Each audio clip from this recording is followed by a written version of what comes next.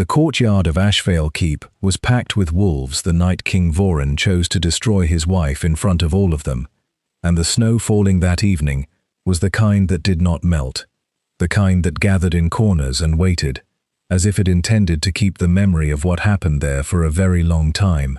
Liska stood at the center of the frozen stone circle, her belly heavy with 7 months of a child she had not yet been allowed to name, her bare feet bleeding faint pink crescents into the white ground, because the guards had dragged her from her bed before she could find her boots. She did not understand, not fully, why the entire court had been summoned at midnight in the dead of winter. She only understood that something had shifted in her husband's eyes 3 days ago, the way ice shifts on a lake right before it gives way beneath you, and that whatever was coming, it was already too late to stop. Voron stood on the raised dais above her, wrapped in a cloak of black wolf fur that had belonged to his father and his father's father, his breath rising in pale clouds, his jaw set in the particular hard line he wore when he had already decided something and only needed an audience to make it real. Beside him stood a woman Liska did not recognize, tall, dark-haired, dressed in furs too fine for the cold to touch her, smiling the small private smile of someone who already knew how this night would end. "Kneel," Voron said. Liska did not move.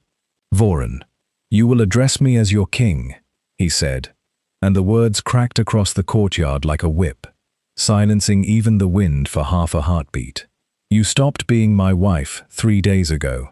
Tonight you will learn what you have become instead." A murmur passed through the assembled pack. Hundreds of wolves and their shifted kin, elders and warriors and children clutched against their mother's hips, all of them watching the woman who had once been their Luna stand alone in the center of the circle, while snow gathered in her hair like a crown made of frost instead of silver. "I carry your child," Liska said, and her voice, to her own surprise, did not shake. "Whatever you believe I have done, this child has done nothing." Voron's mouth curved into something that was not quite a smile. "That," he said, "is precisely the problem. It is not my child." The courtyard erupted into noise, gasps, low growls, someone near the back letting out a bark of disbelieving laughter, and Liska felt the ground tilt beneath her, even though she had not moved at all. "You know that is a lie," she said. "I know," Voron said, stepping down from the dais now, circling her slowly, the way a wolf circles something wounded, "that a king cannot afford a queen the council does not trust. I know that Princess Naya's bloodline will end the border wars that have bled my kingdom dry for 11 years. I know that whatever is growing inside you is no longer convenient to me."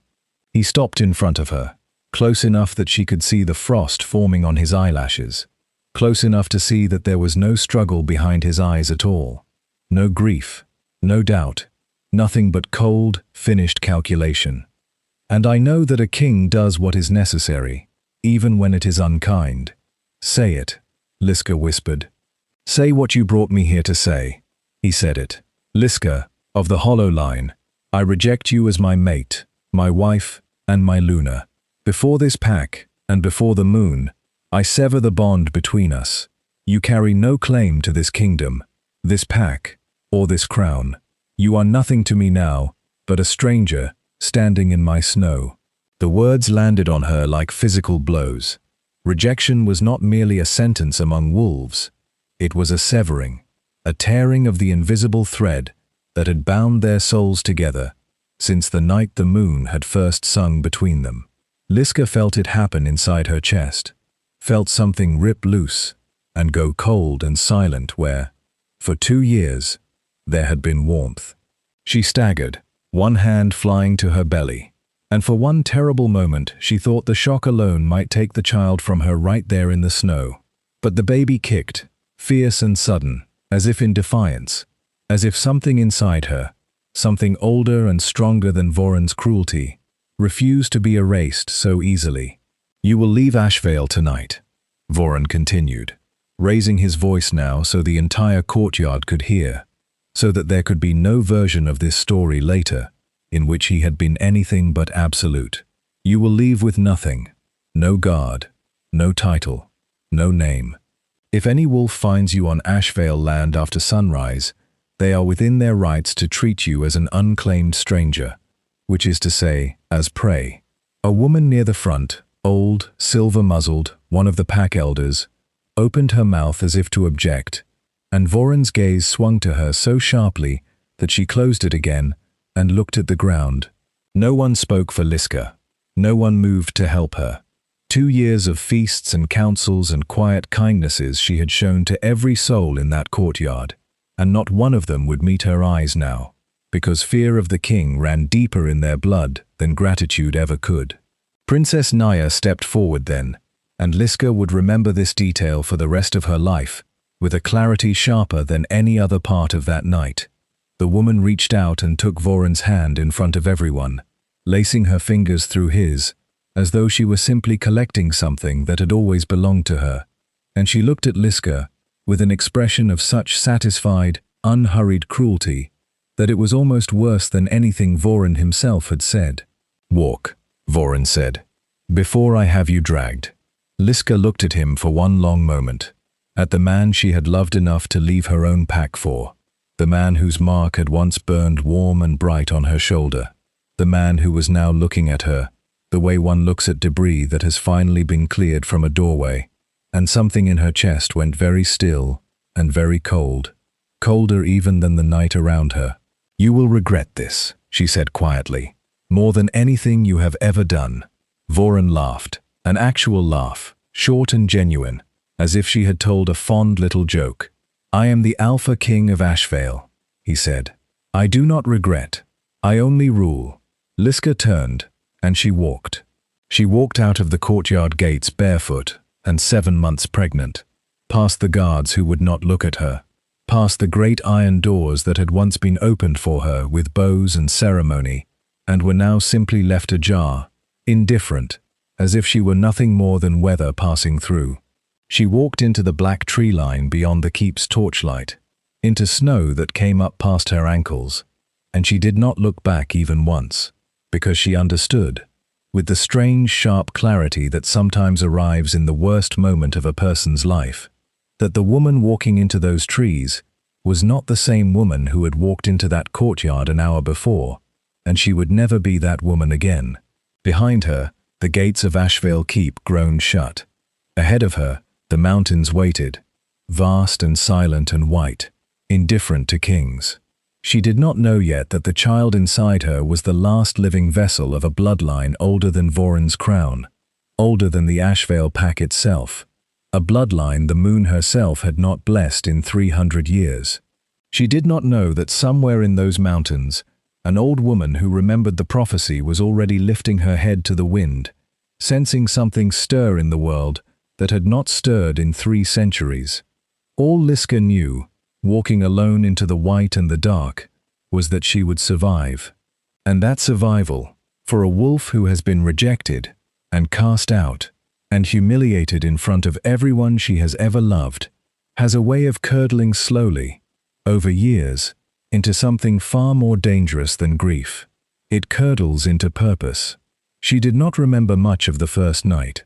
She remembered cold so absolute it stopped feeling like a sensation, and started feeling like a fact, like the simple truth of the world. She remembered falling twice on the ice-slick slope below the tree line and catching herself both times with her forearms instead of her belly, some animal instinct overriding the pain shooting up through her wrists. She remembered, somewhere past midnight, hearing wolves howling in the far distance and feeling, for the first time in her life, genuinely unsure whether the sound meant safety. What she remembered most clearly was the moment she stopped being able to feel her feet, and how strangely peaceful that felt, and how she understood, in some quiet animal part of her mind, that this peace was the most dangerous thing in the world, that the body shuts down its alarms right before it gives up entirely. She did not give up. She thought of the child kicking against her ribs in the courtyard, that one fierce, defiant motion in the middle of her husband's cruelty, and she used it like a rope to pull herself forward through the snow, one frozen step at a time, until the trees opened onto a narrow gorge she did not recognize, and at the bottom of that gorge, impossibly, there was smoke rising from a chimney. The old woman who opened the door to the little stone hut did not look surprised to see her. She looked, if anything, as though she had been waiting. "You're earlier than I thought," the woman said, "but later than I feared," and she pulled Liska inside without another word, settled her by the fire, wrapped her ruined feet in wool, soaked with something that smelled of pine sap and bitter herbs, and did not ask a single question until Liska had stopped shaking enough to speak. Her name was Old Rana, and she had lived alone in the gorge for longer than anyone in the lowland packs could remember, which suited her fine, since most of them believed she was either a witch, a ghost, or both. She had been a healer once, decades ago, attached to a pack that no longer existed.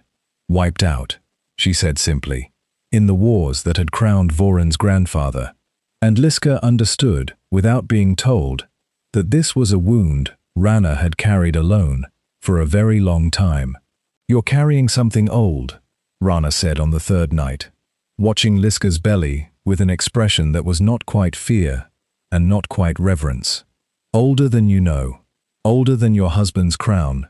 "Certainly, my husband," Liska said, the word tasting like ash, "rejected me 3 nights ago, in front of his entire pack." Rana's eyes sharpened. "Then he is either the greatest fool who has ever lived," she said, "or he was never told the old stories at all, which would not surprise me. Kings rarely bother learning the histories that don't flatter them." "What old stories?" Rana was quiet for a long moment, feeding another log into the fire, watching the sparks climb. "There is a bloodline," she said finally, "that the moon herself marked at the beginning of all wolf kingdoms, before there were alpha kings, before there were packs carved up like meat at a feast. A line of true royals, born not from conquest, but from the moon's own choosing, marked at birth with silver eyes, that no ordinary wolf carries. The last of them died 300 years ago, in the same wars that took my pack. Everyone believed the line ended there." She looked at Liska's belly again, and something like wonder crept into her weathered face. "I do not believe that anymore." Liska pressed a hand to her stomach, feeling the slow, steady roll of movement beneath her palm. "You think, my child?" "I think," Rana said carefully, "that the moon does not waste her gifts on accident. I think a king who rejects his pregnant wife in the dead of winter, before her child is even born, is a king who has made the single greatest mistake of his life, and does not yet know it." She looked up, and her old eyes were very clear, very steady. "You will stay here, you will be safe here, and you will raise that child to know exactly what it is, so that when the day comes, and it will come, it will not have to wonder why the world bows." Liska looked into the fire for a long time before she answered. "I don't want my child raised on revenge," she said quietly. "I don't want to build a person out of my own bitterness." "Good," Rana said. "Then build something else instead. Build strength, build clarity. Build a child who understands its own worth, so completely that it never has to beg for it from anyone, the way you were forced to beg from a man who didn't deserve to hear it." She reached over and took Liska's hand, her grip surprisingly firm for someone so old. "There is a difference, child, between revenge and justice. Revenge wants him to suffer because you suffered. Justice wants the world to never again allow what he did to happen to anyone else. Aim for the second. The first will follow on its own, because cruelty like his always collects its own debt eventually. You will simply be there to collect it." Liska said nothing, but she did not forget those words. She would return to them many times over the following years, turning them over like stones in her palm, trying to decide which kind of woman the snow had made her into. The child was born on the coldest night of that winter, in Rana's small stone hut, with nothing but firelight and an old healer's steady hands to receive him into the world.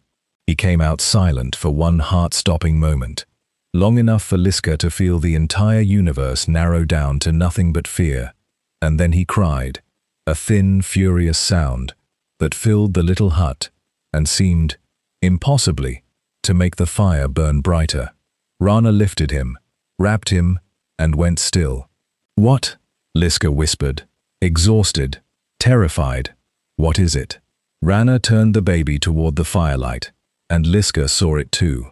His eyes, open and staring up at nothing in particular, the way newborn eyes do, were not the dark brown of his father's line, nor the hazel of Liska's own family. They were silver, a clear, pale, luminous silver, like moonlight caught and held inside two small mirrors. "Moon above," Rana breathed, and for the first time since Liska had met her, the old woman's voice shook. "Moon above, and all the stars beneath her. It's true. It's all true."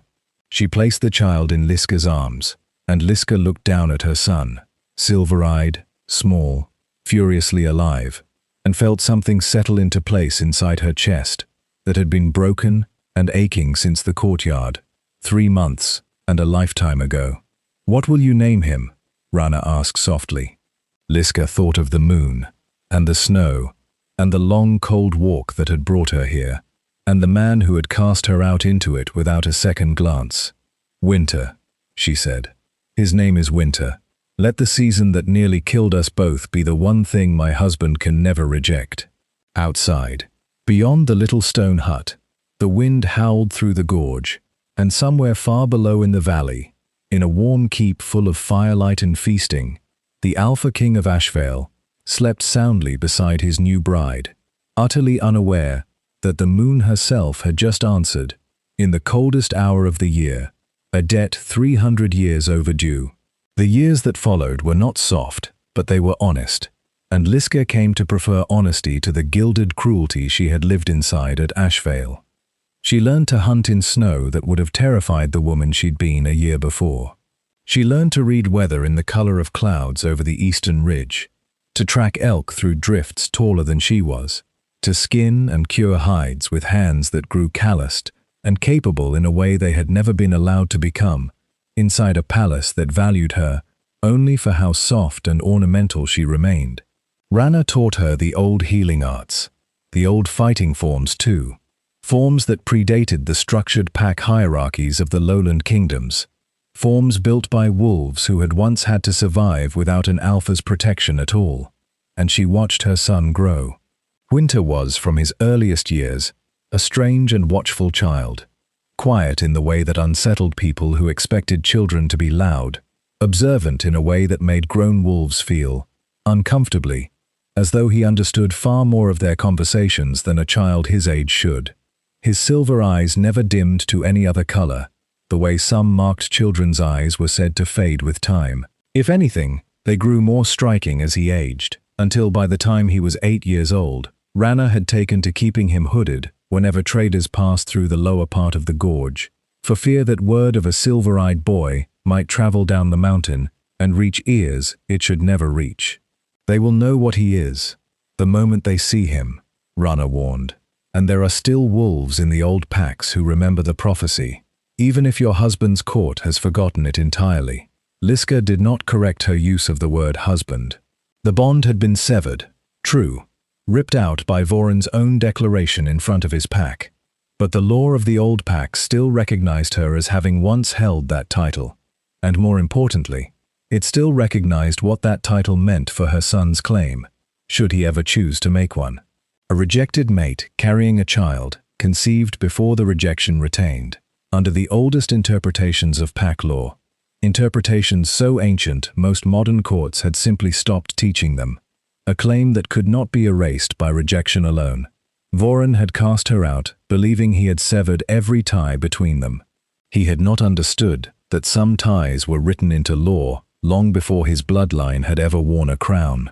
Liska began, slowly, to understand the shape of what she was building, even if she could not yet see its final form. She was not merely surviving in this gorge. She was raising the single greatest threat to her former husband's throne that had existed in 300 years. And he did not know it. He did not know his son existed. He did not know the child he had called, "Not mine," in front of an entire court, was, by blood and by ancient law both, more rightfully royal than he had ever been. This knowledge did not comfort her the way she once imagined it might. Mostly, In the quiet hours after Winter had fallen asleep by the fire, it made her tired in a way that had nothing to do with the physical labor of mountain life. She had loved Voron once, genuinely, foolishly, completely, and some small wounded part of her still flinched at the thought of him, still ached at memories of warmth that had once felt real before they curdled into performance and cruelty. Grief and fury, she learned, could occupy the same chest without ever fully resolving into each other. She simply had to learn to carry both.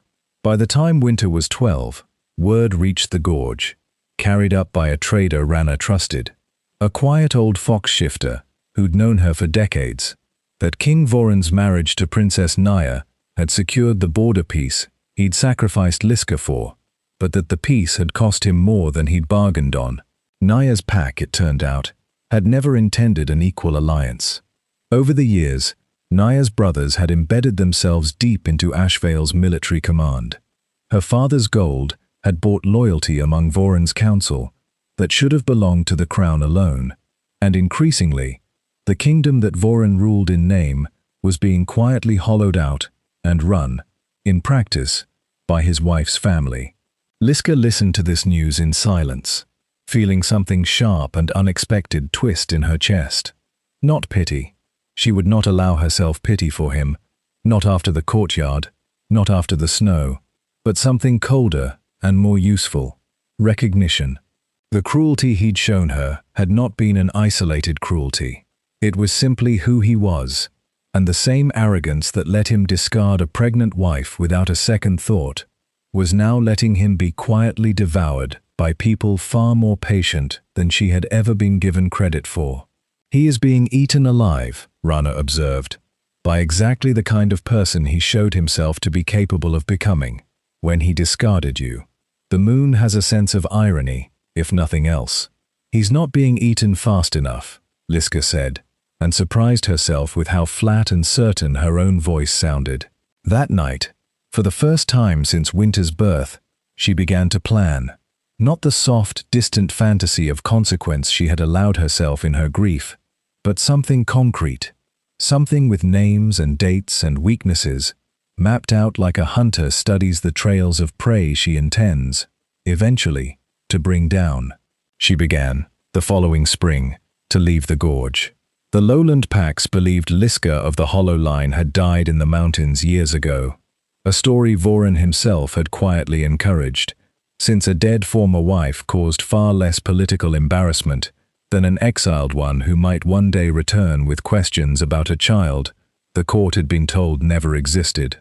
It was, ironically, the perfect cover for the woman who walked back down into the world, wearing a different name and a hood drawn low over features that had hardened and sharpened with 13 years of mountain winters. She called herself Marwen now, a name plucked from nowhere, attached to no pack anyone could trace. She traveled first to the border kingdoms, the smaller packs that had spent over a decade resenting Ashvale's growing dependence on Naya's family, watching their own trade routes squeezed and their own influence diminished as Voron's council filled up with his wife's relatives. These were wolves with old grievances and long memories, exactly the kind of allies a patient woman could cultivate slowly, carefully, without ever revealing her true face or her true purpose. She did not introduce herself as a wronged former queen seeking vengeance. That story invited sympathy, perhaps, but sympathy was unreliable currency among packs that had survived for generations by trusting only strength and self-interest. Instead, she introduced herself as a broker of information, and information, it turned out, was the one thing Liska had collected in unmatched abundance during 13 quiet years of watching, listening, and never being seen. She knew, for instance, that the captain of Ashvale's eastern garrison had been skimming tribute gold for years and funneling it to Naya's brothers in exchange for his promotion past more deserving officers. She knew that 2 of the pack elders who had stood silent in that courtyard 13 years ago, the same elders who had not spoken a single word in her defense, now deeply regretted their silence, having watched Voron's growing cruelty turn, in the years since, towards several of their own families. She knew that Naya herself, far from the devoted bride she had appeared to be that snowy night, had taken at least 2 lovers among the garrison officers, protected by her family's influence, untouchable by a king too proud to admit publicly that his celebrated political marriage had become a quiet humiliation of its own.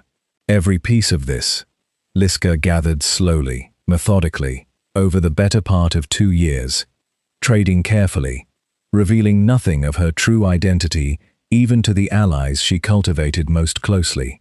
She built a network the way Rana had taught her to build a fire in deep winter, patiently, with dry kindling first, never striking the match until she was certain it would catch and hold.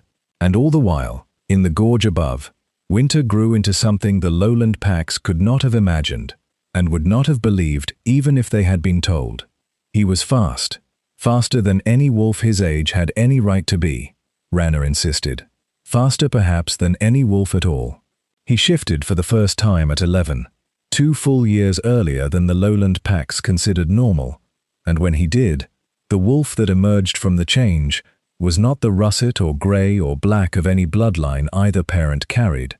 It was pale silver white, the exact color of moonlight on fresh snow, with eyes that glowed faintly, even in full daylight, a color Rana had only ever read about in the oldest texts that described it as the unmistakable mark of the true royal line, unseen in any living wolf for 3 centuries.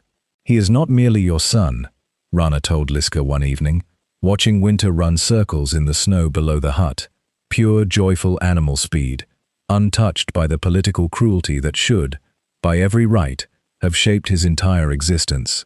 He is the moon's answer to every king who ever believed power belonged to bloodlines, built on conquest rather than on her own choosing. The old packs will know him the instant they see him shift. There will be no argument to make, no parentage to dispute. The proof will run on 4 silver legs and answer to no one's permission. Liska watched her son in the snow and felt, for the first time in many years, something close to peace settle alongside the old cold fury she had carried so long it had become simply part of her shape.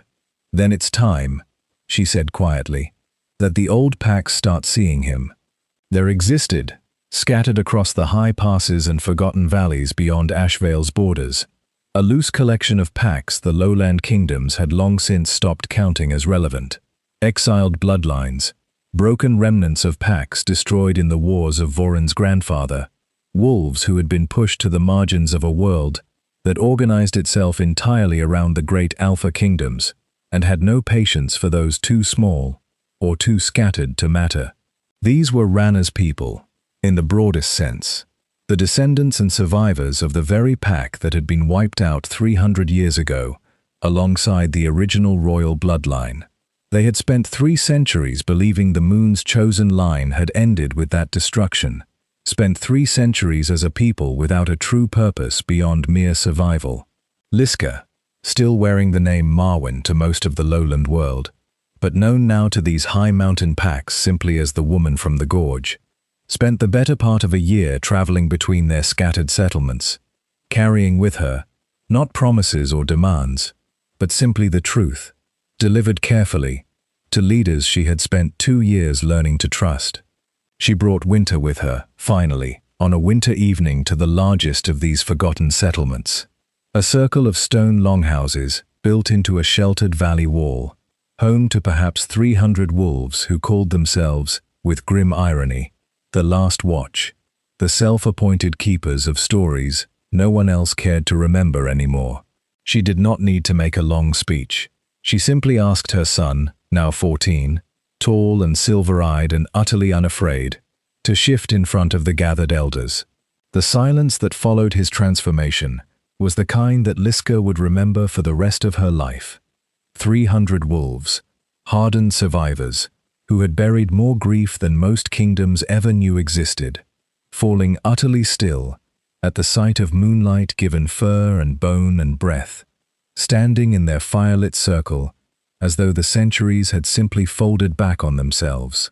An old wolf named Corvin, eldest of the Last Watch, who had lost his entire birth pack as a young man in the same massacre that had taken Rana's, stepped forward slowly, knelt in the snow before the pale silver wolf, and pressed his forehead to the ground in a gesture of submission Liska had not seen performed in 13 years, not since the height of Ashvale's most formal ceremonies. 300 years, Corvin said, his voice raw. We have told our children this day would come, and 300 years, I confess, I stopped truly believing it myself. He lifted his head, looking past Winter to Liska, understanding, crossing his weathered face. You did not come here merely to show us a miracle. You came because you need an army. I came, Liska said carefully, because my son deserves to grow up knowing exactly who stands with him, before the day comes that he must stand against a king who rejected him before he was even born. A king who does not yet know what he threw away into the snow. Corvin rose slowly. Behind him, throughout the gathered crowd, wolves were beginning to kneel, one after another, an entire forgotten people rediscovering, in a single firelit night, a purpose they had carried as folklore for 300 years and were only now permitted to carry as truth. Then we stand with you, Corvin said simply. Not for revenge alone, though Moon knows you have earned the right to want it, but because a kingdom built on the cruelty your king showed you is not a kingdom that deserves to stand unchallenged. We have waited 300 years for a reason to matter again. We will not waste it. That night, around fires that burned long past moonset, Liska finally allowed herself to imagine, in concrete and specific detail, the day she would walk back through the gates of Ashvale Keep, not as the broken, barefoot woman who had walked out of them, but as something the king had never once imagined possible, the architect of his own ending, arriving at last to collect a debt 13 years overdue. While the mountain quietly assembled itself into a weapon Voron could not have imagined existed, the king of Ashvale spent those same years convinced, with the particular blindness common to men who have never truly been challenged, that his kingdom had never been stronger. He had peace on his borders, purchased with a marriage he told himself, on the nights he allowed himself to think of it at all, had been the only sensible choice a king in his position could have made. He had a council full of capable advisers. Never mind that an uncomfortable number of them answered, in practice, to his wife's family rather than to him. He had, above all, the unshakable confidence of a man who had never once been forced to reckon with the cost of his own decisions, because no one in 13 years had dared present him with the bill. He thought of Liska rarely now, and when he did, it was with the comfortable, self-serving narrative he had constructed in the immediate aftermath of that snowy night, that she had surely found shelter somewhere among the lowland packs, that she had likely remarried, that whatever child she had carried had likely not even survived a winter birth in exile, a thought he allowed himself only the briefest, most clinical consideration before dismissing it entirely. He had not been cruel, he told himself. He had been necessary. A king could not afford sentiment when the survival of his kingdom was at stake, and the survival of his kingdom, he still believed, even now, had depended entirely on the alliance he'd built atop her absence. He did not notice, because he had never trained himself to look, the small ways his court had begun to hollow out around him. He did not notice that the elders who once spoke freely in his council now chose their words with the particular caution of people who had learned, over years, that honesty in his presence carried consequences.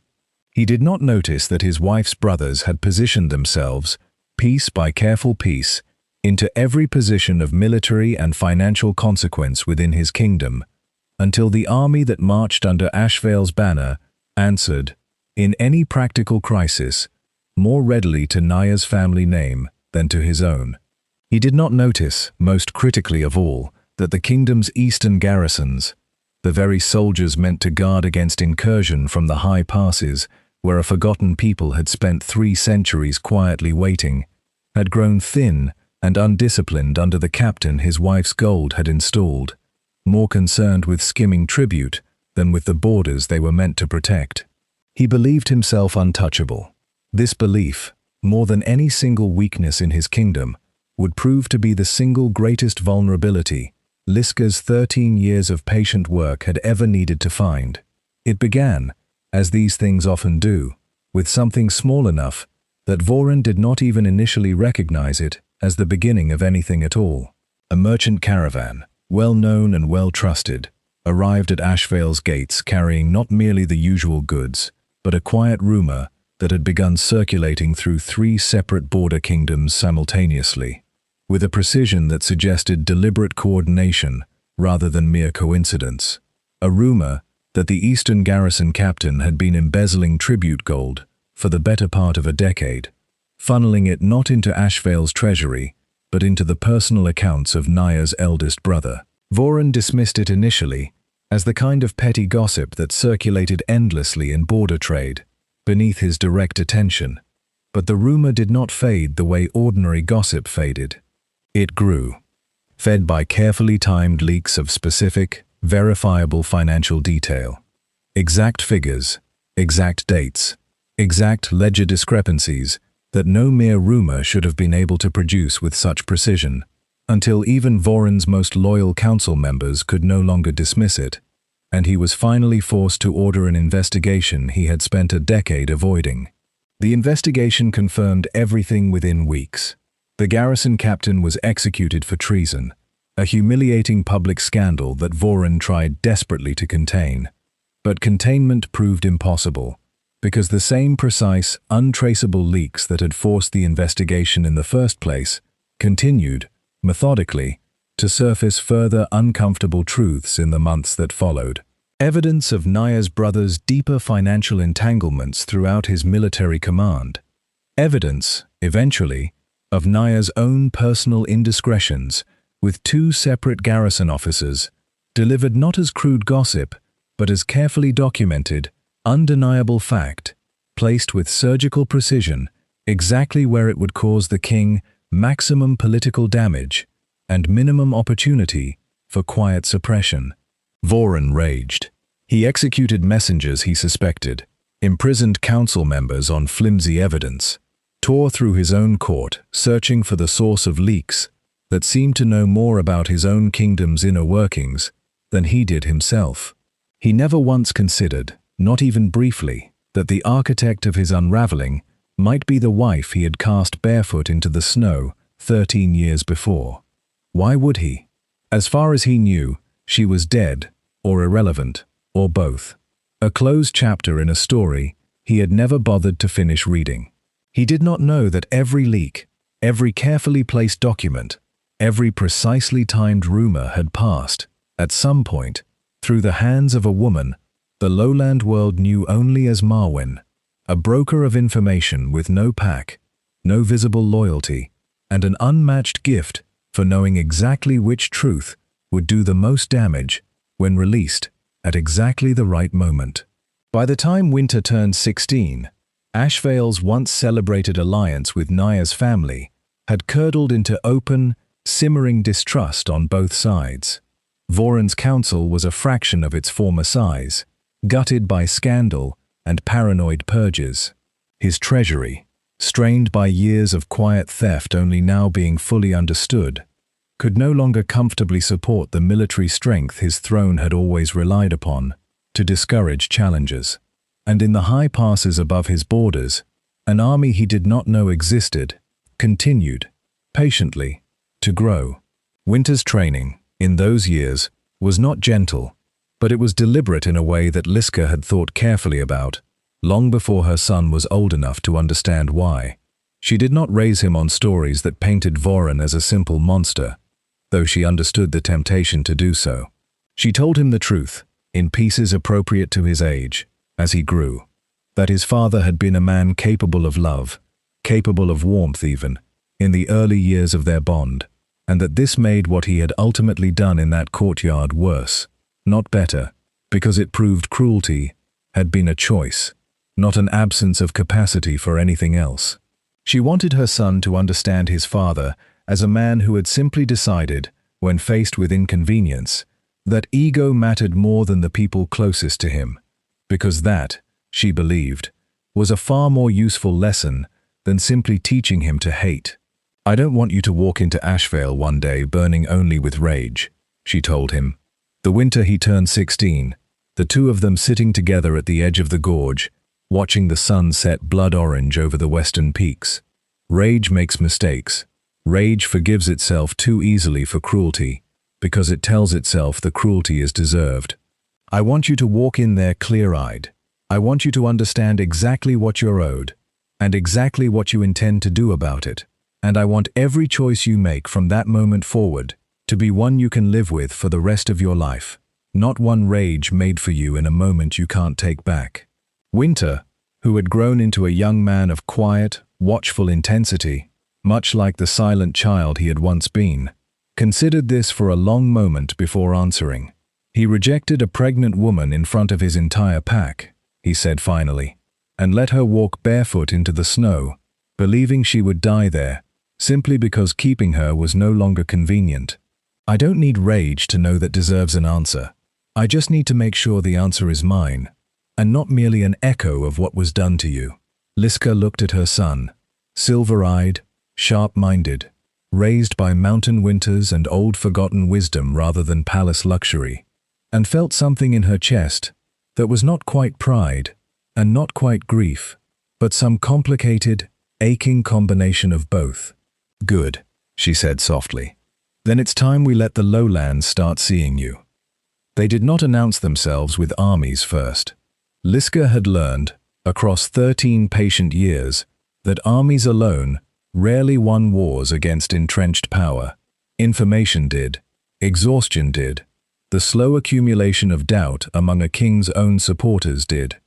The army in the high passes, nearly 2,000 strong now, gathered from the last watch, and a dozen smaller forgotten packs who had heard the same story and made the same pilgrimage to see the silver wolf with their own eyes, would matter eventually.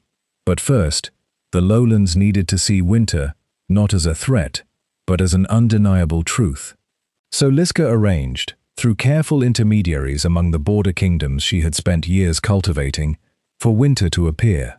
Not at Ashvale itself, not yet, but at the great Lunar Council gathering held every 5 years among all the major packs of the region, where ancient disputes were formally adjudicated and ancient laws, including the very inheritance laws Voren had never bothered to fully understand, still held binding authority that even an Alpha King could not simply override. It was at this gathering, in a vast frozen amphitheater carved into the side of a mountain considered neutral ground by every pack for 1,000 years, that winter walked into the firelight before the assembled alphas of 7 kingdoms, shifted, in full view of every witness who mattered, and let 300 years of forgotten prophecy stand undeniably on 4 silver legs in front of the very world that had assumed it extinct. The Lunar Council elders, ancient, fiercely neutral arbiters whose authority predated every crowned king currently in power, recognized what they were looking at within seconds. Several of them, Liska would later learn, had spent their entire lives studying the old texts describing exactly this moon-marked coloring, never expecting to witness it themselves. "By what claim?" the eldest of the council asked, once the murmurs of the gathered alphas had quieted enough for words to be heard. "Does this child stand before us?" Liska stepped forward then, finally, after 16 years, removing the hood she had worn through countless years of careful anonymity, and let every alpha in that frozen amphitheater see, fully, the face of the woman King Voren of Ashvale had rejected in the snow. "By the claim," she said, her voice carrying clear and unshaking across the silent gathering, of a child conceived within a lawful mate bond. Before that bond was severed, a claim no rejection can erase. Under the oldest laws, this council itself still recognizes. "And by the claim," she continued, "of the moon's own choosing, written plainly in eyes that not one wolf in this gathering can deny seeing with their own." The eldest council member studied her for a long, waited moment, and then looked toward Winter's silver wolf form, still standing calm and unflinching beneath the combined scrutiny of 7 kingdoms' rulers. "Then let it be recorded," the elder said finally, That the council recognizes Winter, son of Liska of the Hollow Line, as a legitimate claimant to the true royal bloodline of the old Pax. A recognition that supersedes any rejection his father may have issued, under law, older than any crown currently worn in this gathering. The elder's gaze shifted, hard and pointed, toward the small cluster of Ashvale representatives, standing frozen, in stunned silence, at the edge of the amphitheater. King Voren will be formally summoned to answer for this matter before the full council, at the gathering's close. Liska watched the Ashvale representatives' faces drain of color, watched them understand, in real time, exactly what kind of message would be racing back down the mountain to their king within hours, and felt the long, patient machinery of 13 years finally, irreversibly, begin to turn. The messenger who arrived at Ashvale Keep 3 days later found King Voren in his council chamber, mid-argument with 2 advisors over yet another financial discrepancy his treasury could no longer afford to absorb, and the news he carried stopped the argument cold the instant he spoke it. "My king," the messenger said, visibly shaking, "the Lunar Council has summoned you. They claim," he hesitated, clearly understanding the danger of the words he was about to deliver. "They claim your former wife is alive, that she bore a son before her rejection, that the boy has been formally recognized by the council as carrying the moon's own mark, the old royal bloodline, my king. They are calling him the true heir." Voren went very still.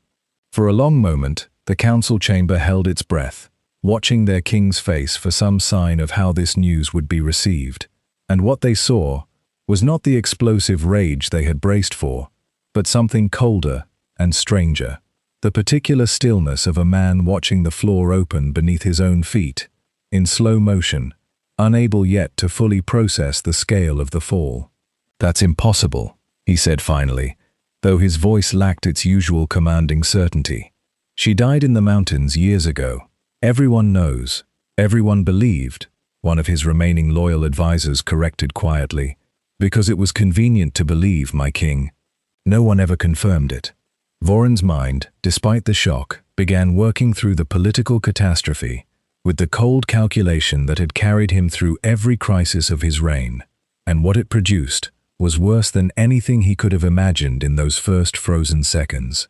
If the Lunar Council had formally recognized the boy's claim, that recognition carried weight no Alpha King, however powerful, could simply override by force, not without triggering a war against every kingdom that respected the Council's ancient authority, which was, in practice, all of them.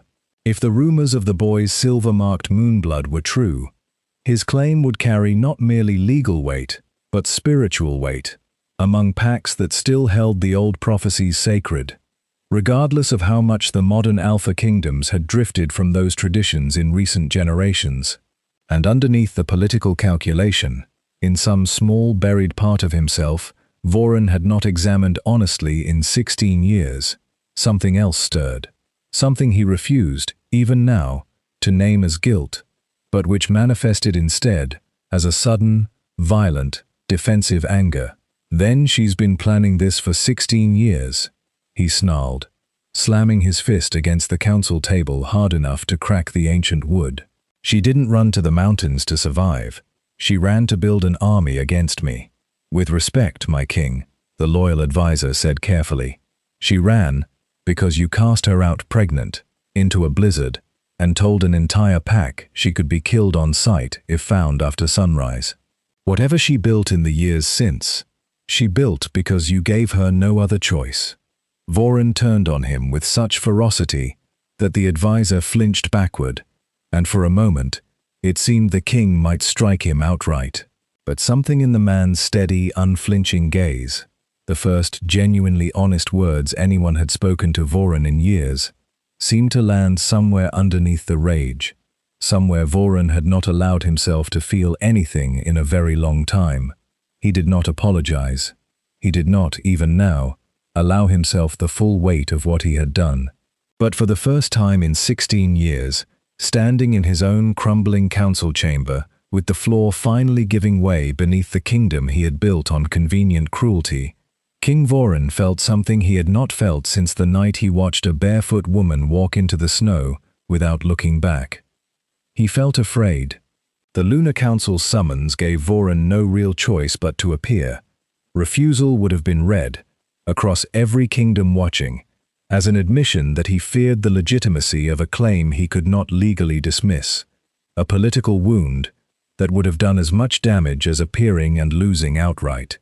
So 3 weeks after the messenger's arrival, King Voron of Ashvale rode out from his keep with what remained of his loyal guard, toward the neutral mountain where the full Lunar Council would reconvene to formally adjudicate the matter, and toward the reunion he had spent 16 years convincing himself would never come.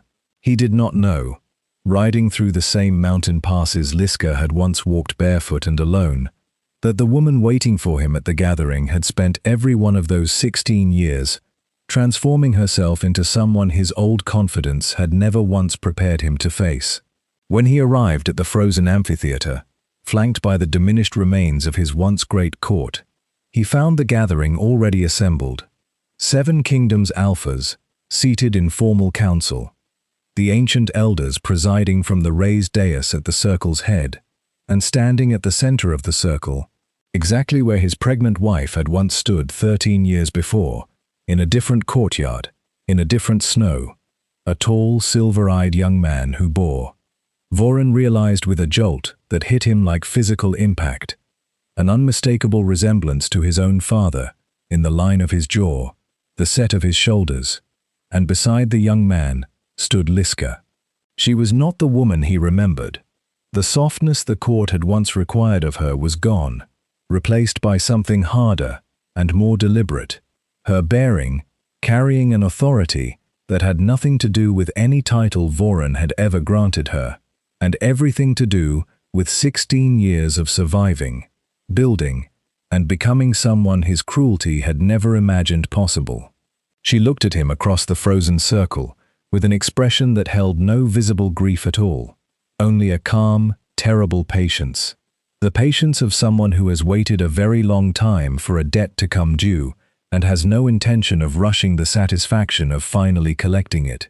King Voron, the eldest council member intoned, "You stand summoned to answer for the rejection of your lawful mate, Liska of the Hollow Line, while she carried a child conceived within your bond, a rejection this council has determined did not, and could not, sever that child's claim to the moon-marked royal bloodline. This council still recognizes as binding above any crown's individual authority. Do you dispute the boy's parentage?" Voron looked at Winter, at the silver eyes that mirrored, he realized with growing horror, descriptions from old texts he had dismissed in his youth as superstitious nursery tales, texts his own tutors had once tried to teach him before he'd grown too arrogant to bother learning his own kingdom's deepest history. He started, and found, for perhaps the first time in his reign, that he had no ready answer prepared. "I believed, at the time, that the child was not mine. I was given reason to believe." "By whom?" the elder asked sharply. Voron's gaze flicked, almost involuntarily, toward Naya, seated rigid and pale among the Ashvale delegation, and the entire amphitheater seemed to understand, in that single unguarded glance, exactly how the lie that had destroyed Liska's life had first been planted. "It does not matter who," Liska said, her voice cutting cleanly across the murmuring crowd, calm and absolutely steady. "It matters that he chose to believe a convenient lie over 16 years of marriage, over a bond the moon herself had blessed, over a wife who had given him no cause whatsoever to doubt her. It matters that even believing the worst, he chose cruelty as his answer, chose to cast a pregnant woman into a blizzard rather than simply send her away with dignity, chose to humiliate her in front of an entire pack rather than face the matter privately, because his pride required an audience for his cruelty to feel complete." She paused, letting the words settle fully into the silent amphitheater before continuing. "I am not here merely to claim my son's birthright, though that claim is just and the council has already recognized it. I am here because a king who would do what he did to me is a king who will do it again, to someone else, the moment it becomes convenient. Unless this council ensures, today, that he never has the power to do so again. A ripple of agreement moved through the gathered alphas. Kingdoms who had watched Ashvale's slow unraveling over the past several years, with varying degrees of satisfaction. Kingdoms tired of an alpha king whose arrogance had cost the region more stability than his alliance had ever purchased. Voren felt the ground beneath him, beneath his entire reign, finally, completely give way. "This is not justice," he said, his voice rising, the old commanding fury returning, even as the situation slipped entirely beyond his control. "This is revenge, dressed in legal language. She has spent 16 years plotting this moment." "I spent 16 years," Liska said, and her voice did not rise to meet his, did not need to, because the calm certainty of it cut far deeper than rage ever could. "Surviving a winter you sent me into believing I would die in it. I spent 16 years raising a son alone, in a stone hut, on a mountainside, because you could not be bothered to verify a lie before you destroyed everything we had built together. I spent 16 years watching you grow careless and cruel and certain of your own untouchability, while the kingdom you stole from me to give to your new bride's family slowly rotted from the inside, exactly the way cruelty always eventually rots whatever it touches." She took one step closer to him, the first step she had taken in his direction in 16 years, and Voren, despite himself, despite every ounce of pride still clinging to the wreckage of his composure, found that he could not hold her gaze. "This is not revenge, Voren. This is simply the bill, finally arriving, for everything you decided, 16 years ago, was a price worth paying for your own convenience. You taught me, in that courtyard, that a king does what is necessary, even when it is unkind. I am only finishing the lesson you started." The eldest council member raised a hand, calling the gathering back to formal order. "The council has heard sufficient testimony," she said. "We will deliberate and render judgment by sundown." The judgment, when it came, was more total than even Liska had allowed herself to fully imagine in 16 years of careful planning. The Lunar Council, weighing both the ancient inheritance law and the broader pattern of governance failures the years of investigation had exposed throughout Ashvale's court, ruled that Winter's claim to the moon-marked royal bloodline stood fully recognized and could not be challenged by any rejection issued before his birth was even completed. More than this, citing the deeper corruption uncovered within Ashvale's own military and council structure, corruption the council determined Voren's negligence and misplaced loyalty had directly enabled. The elders ruled that Voren's fitness to continue holding the alpha kingship of Ashvale was itself subject to formal review, a review that, given the overwhelming testimony already presented, the council saw little reason to delay. Within the same gathering, by the unanimous vote of the assembled 7 kingdoms alphas, kingdoms who had watched Ashvale's slow corrosion for years and had no remaining patience to protect a throne that had stopped serving even its own people, King Voren was formally stripped of his alpha kingship. The stripping of an alpha's title was not merely political among the old packs. It was physical, ritual, and absolute. A binding the council elders performed together, channeling something ancient and severe that none of the younger generation gathered there had ever personally witnessed, only heard described in old stories, meant to frighten unruly pups into respecting authority they might otherwise be tempted to challenge. Voren collapsed to his knees in the center of that frozen circle as the ritual took hold, the same circle where his son had stood proudly only hours before, and the assembled crowd watched the unmistakable physical signs of an alpha's power being formally, permanently severed. His eyes, which had carried the particular intensified gold of true alpha bloodlines his entire life, dimmed visibly to ordinary brown. The commanding resonance that had underscored every order he'd ever given, the subtle frequency that lesser wolves felt instinctively compelled to obey, simply vanished, leaving behind only a man, no longer a king, no longer even fully an alpha, merely a wolf among wolves, exactly as ordinary as any soul he had once ruled over without a second thought. Naya, watching from the Ashvale delegation, did not move to comfort him. Liska noted this with a kind of grim, distant satisfaction, noted the way Naya's family, sensing immediately which direction the political wind had shifted, had already begun quietly distancing themselves from the husband whose throne no longer offered them anything worth protecting. Within the same hour, before the gathering had even fully dispersed, word reached the amphitheater that Naya's father had formally withdrawn his pack's support of the Ashvale alliance entirely, a betrayal so swift and so total that it could only have been planned, quietly, for some time, Naya's family abandoning a sinking throne the moment its sinking became undeniable, exactly as ruthlessly as they had once embedded themselves into it. Vorin knelt in the snow, stripped of everything that had once made him untouchable, and looked up, finally, fully, at the woman he had once cast into a blizzard, believing she would simply disappear from his life and his conscience both. "Liska," he said, and his voice, for the first time since she had known him, carried something that sounded almost like genuine pleading. "Please, whatever you intend now, I am asking you, as the mother of my son, to consider mercy."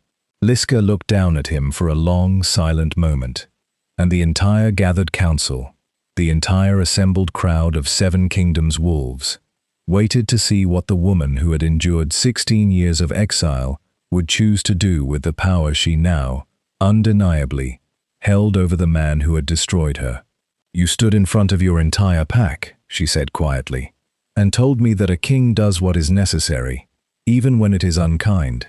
You did not ask whether I wanted mercy. 16 years ago, when you sent a pregnant woman barefoot into a blizzard, you did not consider whether your own son deserved a father. Before you declared him a stranger you owed nothing to." She crouched slightly, so that her eyes met his directly, level and unflinching. "I am not going to be crueler than you were. I will not have you killed. I will not have you tortured. I want you to understand that the mercy I am about to show you is not weakness, and it is not forgiveness, because you will never have my forgiveness, not in this life. It is simply this. I am going to let you live long enough to watch everything you valued more than us be rebuilt by the very people you discarded. And I am going to let you live with that, every single day, for as long as the moon allows you breath." She straightened, turning toward the eldest council member. "He will not be killed," she said clearly, "but he will not remain within Ashvale's borders either. Let him be exiled, the same exile he sentenced me to, 16 years ago, in the dead of winter, with nothing." Her gaze swept back to Vorin, kneeling broken in the snow before her. "Let him learn, finally, exactly what that walk feels like." 3 days later, in the great hall of Ashvale Keep, the same hall where Vorin had once received his crown, the same courtyard outside its doors where Liska had once stood barefoot and pregnant in the snow, Winter, son of Liska of the Hollow Line, was formally crowned Alpha King of Ashvale by the unanimous recognition of the Lunar Council and the assembled Alphas of 7 Kingdoms. The pack that gathered to witness it was different from the one that had stood silent 16 years before. Some faces remained the same, older now, many of them carrying expressions of quiet, unspoken shame, as they watched the woman they had failed to defend stand at her son's side, dignified and unshaken, in the same courtyard where she had once been so thoroughly humiliated. Samska did not seek their apologies. She had learned, in 16 years of mountain solitude, that some debts were not worth the energy of collecting, that some silences said everything that needed saying without a single word being spoken. Winter, crowned and silver-eyed beneath the cold winter sun, looked out over the pack he had inherited, not through conquest, but through a justice 3 centuries in the making, and spoke the only words his mother had asked him to speak that day. "My father once told this pack that a king does what is necessary, even when it is unkind," he said, his voice carrying clear and steady across the silent courtyard. "I do not believe that. I believe a king does what is right, especially when it is difficult, and I believe a pack that allows cruelty to go unanswered, simply because the one issuing it wears a crown, is a pack that has forgotten what a crown is supposed to protect in the first place. He looked toward his mother, and something in his expression softened, just slightly, the only crack in an otherwise composed and regal bearing. My mother walked out of this courtyard 16 years ago, with nothing but the child inside her, and the strength to survive a winter that should have killed us both. She built, from nothing, the very justice that stands here crowning me today. Whatever kind of king I become, I intend to become him in her image, not his. The pack, the entire assembled gathering, knelt. And somewhere far beyond Ashvale's borders, walking alone through a blizzard that had begun, with what felt to him like deliberate cruelty, the very moment the council's escort released him at the kingdom's edge, with nothing but the clothes on his back, the man who had once been King Voren felt the wind cut through him with a force he had never once had to endure in 38 years of privileged life, and understood, finally, fully, exactly what he had once dismissed so easily as nothing more than necessary unkindness. He did not die quickly. That, Liska would reflect in later years, was perhaps the cruelest mercy of all, that she had not granted him the swift release of death, but instead, the long, grinding erosion of survival, without power, without crown, without a single soul left who owed him anything at all. He wandered for years through the border territories, a man whose name had once commanded the obedience of an entire kingdom, now recognized by nothing but the occasional flicker of pity or contempt in the eyes of wolves who had heard, in fragments and rumors, some version of the story of the Alpha King who had rejected his pregnant wife and lost everything for it. He took odd labor where packs would tolerate him, never welcomed fully into any new pack, for what Alpha would trust a former king, stripped of his title by the Lunar Council itself, enough to grant him real standing. He grew thin in winters that no longer had a warm keep waiting at their end, grew old far faster than his years should have allowed, the particular fast erosion of a man whose body had spent its life relying on alpha strength it no longer possessed. He thought, often, in those long cold years, of the courtyard and the snow and the woman he had watched walk away without looking back. He understood, finally, far too late to matter, exactly what he had thrown away. Not merely a wife, not merely a son, but the only people in his entire life who had ever loved him without needing his crown to do it. Naya's family had abandoned him the instant his throne stopped being useful. His council had scattered to whichever new powers would have them. Every alliance, every loyalty he had spent his reign cultivating through fear and political convenience rather than genuine trust, had evaporated the moment his power to enforce it disappeared. Only Liska, the one person he had been certain would simply vanish quietly into the snow, had built something that outlasted every single thing he had valued more than her. He found her, once, years later, sought her out deliberately, traveling for weeks through territory that no longer welcomed him, arriving finally at the gates of Ashvale Keep as nothing more than a beggar seeking an audience he had no right to demand. The guards, recognizing him despite the years and the hardship etched into his face, brought the matter to the new king rather than turning him away outright, uncertain how their young ruler would wish such a request handled. Winter granted the audience, not, he told his mother privately, out of any sympathy for the man who had rejected him before birth, but because he wanted, once, to look his father in the eye, as an equal, and let the man see exactly what he had become without him. Voren stood in the same courtyard, an old broken man now, looking up at a king he did not recognize wearing his own father's eyes and his mother's unbroken spine, and found that he had no words prepared for the moment he had traveled so far and suffered so much to reach. "I only wished," he said finally, his voice cracked and thin in a way Liska, watching from the edge of the courtyard, found she felt almost nothing at hearing, "to say that I am sorry for all of it." Winter studied him for a long moment, Not with cruelty, not with the satisfaction of a man finally collecting on years of vengeance, but with something far colder and more final, simple, complete indifference. My mother once told me, Winter said, that there is a difference between revenge and justice. That revenge wants you to suffer because we suffered, but justice wants the world to never again allow what you did to anyone else. I think, standing here, that I finally understand what she meant. Your suffering was never the point, even though you have suffered greatly. The point was simply that you could never again do to anyone what you did to her. That has already been accomplished. Your apology changes nothing, because it changes nothing for the woman you said it to, 16 years too late. In a courtyard you can no longer stand in as anything but a stranger. He turned to the guards. Give him supplies for the road. Then see him to the border. He will not be welcomed back.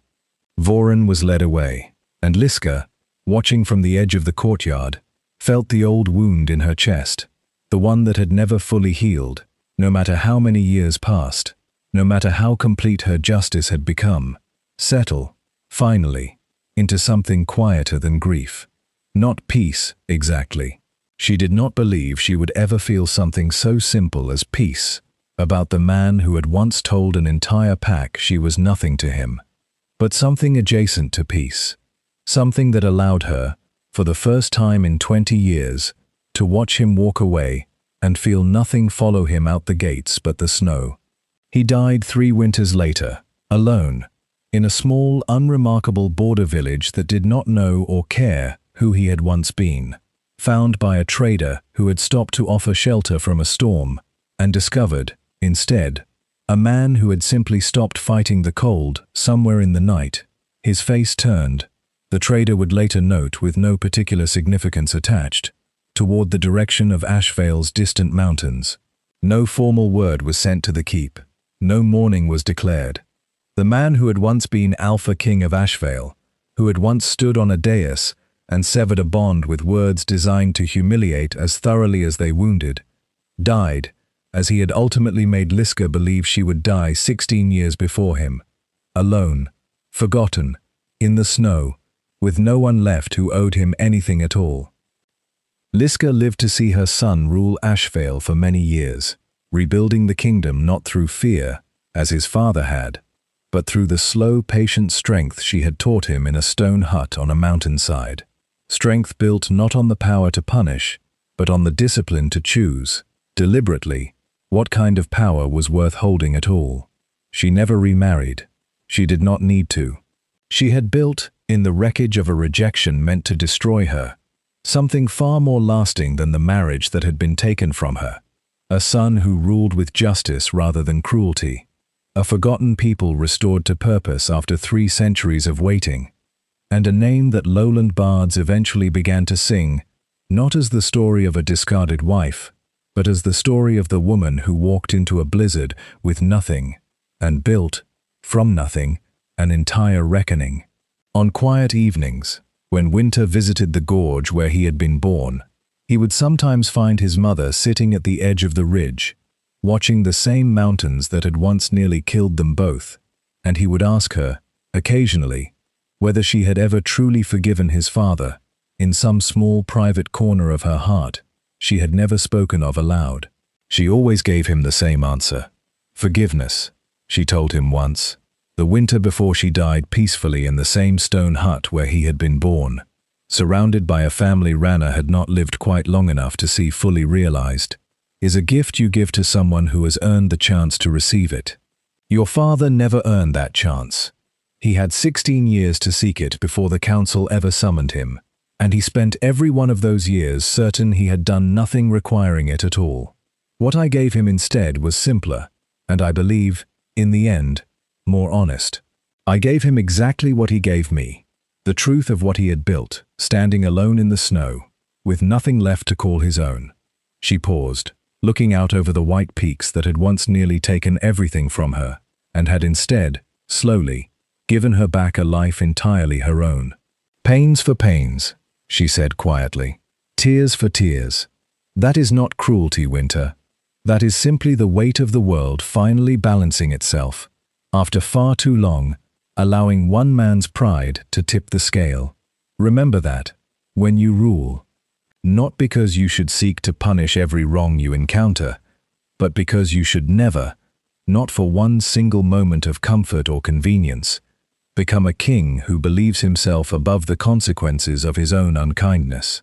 The snow continued to fall over Ashvale's mountains, long after both of them were gone, indifferent as it had always been to kings and queens, and the debts they leave unpaid. But the story remained, carried down through generations of wolves, who told it not as a simple tale of romance broken and revenge collected, but as a question each new generation found themselves asking anew, around their own winter fires, long after the snow had buried every trace of the courtyard where it all began. What does it cost a person to discard someone simply because keeping them has become inconvenient? And is there any crown, any kingdom, any moment of fleeting power, truly worth the long winter that cruelty eventually summons home to collect? No one who heard the story ever fully agreed on the answer, but none of them, having heard it, ever forgot to ask the question again.